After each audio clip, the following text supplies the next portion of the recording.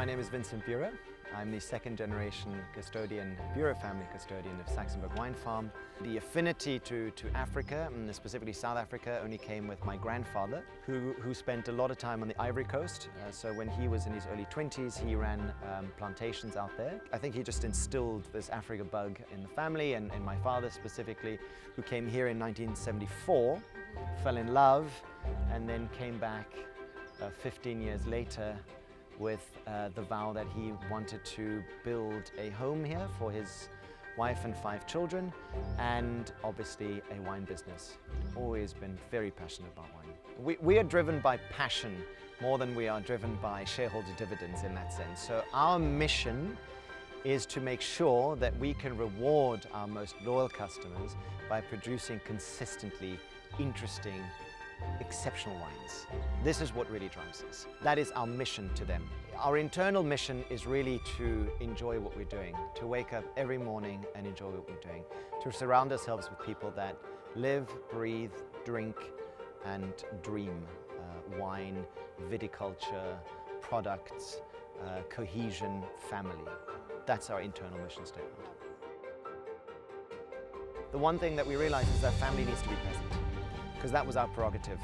And so when family is not present, you very quickly lose the swing of things, the momentum and so on. And so where family was totally present, the first sort of 15 years, that's where the brand was built.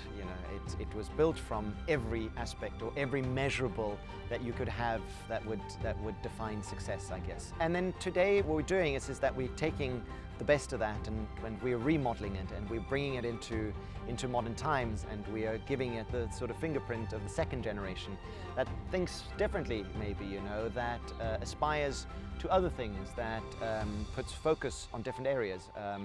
So what we've done today is that we've wanted to revive that flame of family business, of working together. I think the fact that quality wines, that has always been there. It's always been Syrah or Shiraz, and it's been Shiraz for much longer than it has been Syrah. The focus now more than ever is Syrah. It's obvious that if we could produce only one wine, Syrah would be it, over and over again.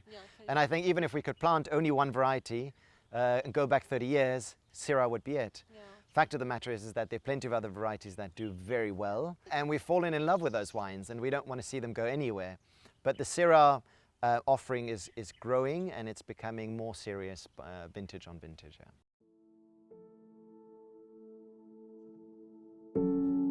It's terroir, terroir, terroir. Where we are here, we have pretty much everything going for us in that direction.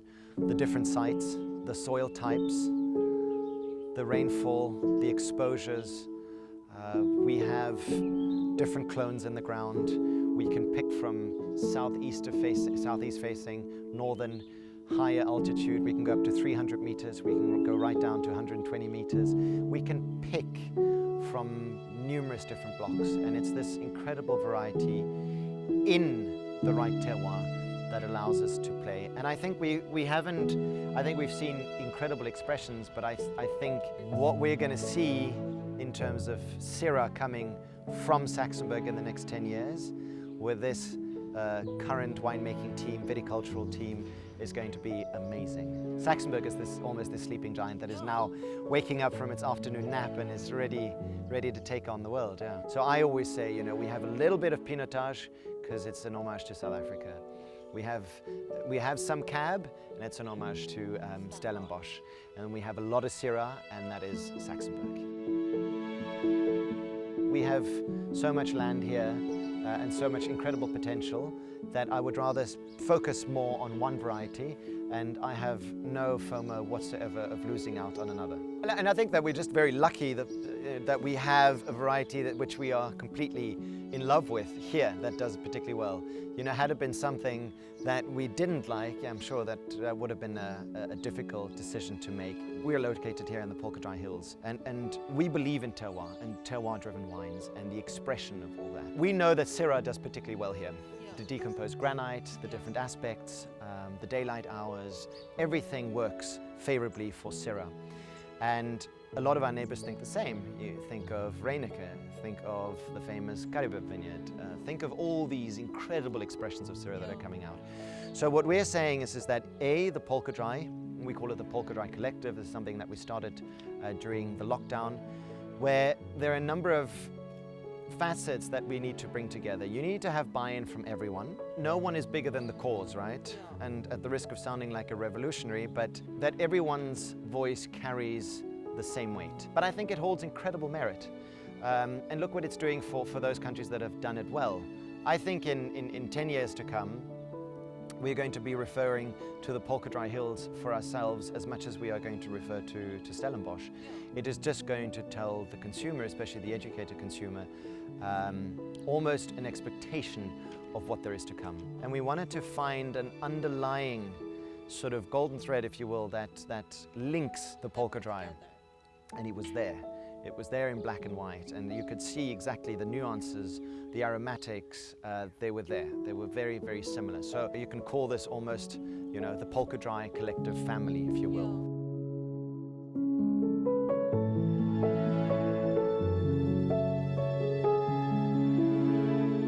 I think the strength is this incredible selection of talent that we have, young and old. I think it's the grit and the perseverance of individuals.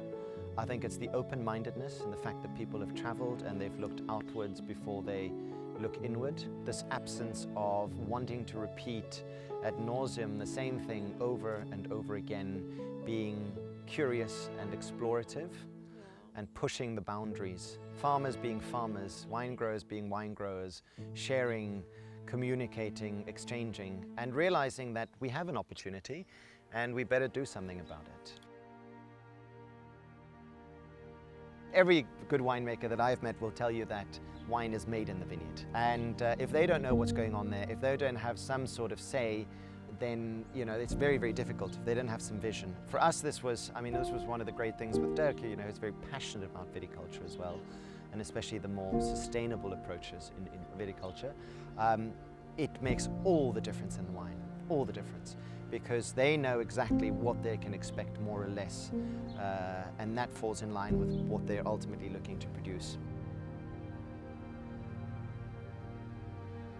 I think the best thing that we did at the time is that we didn't roll over and kind of throw up our hands and give up, but it was to say, right, we're going to communicate now more than ever. We're alive, we're kicking, we're enthusiastic, we're hurt, we're gut shot, but we'll communicate, we'll share. We'll share what we are living through, and not just the heartaches and the pains and everything else, but the way in which we're going to rebuild.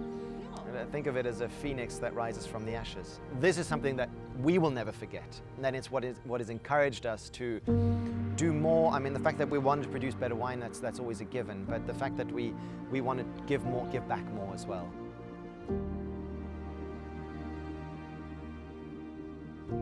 I'm really quite a strategic thinker. I certainly can't predict trends, but I like to think that I have a good nose for where things might be going. And the other thing I would say, I don't know if it's a success, but it may certainly lead to success, is finding good people and partnering with good people, building good teams that sort of stand the test of time. If you're going to take big risks, take them in good company. And that has always been that has definitely been my philosophy over the last 10 years and what I've done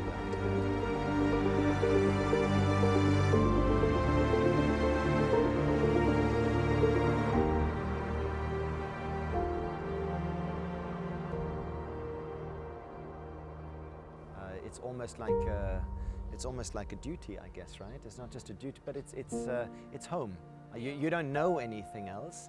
You don't want to know anything else. This is where you feel the most comfortable. This is where you feel the most in love. This is where you feel the most driven, the most passionate.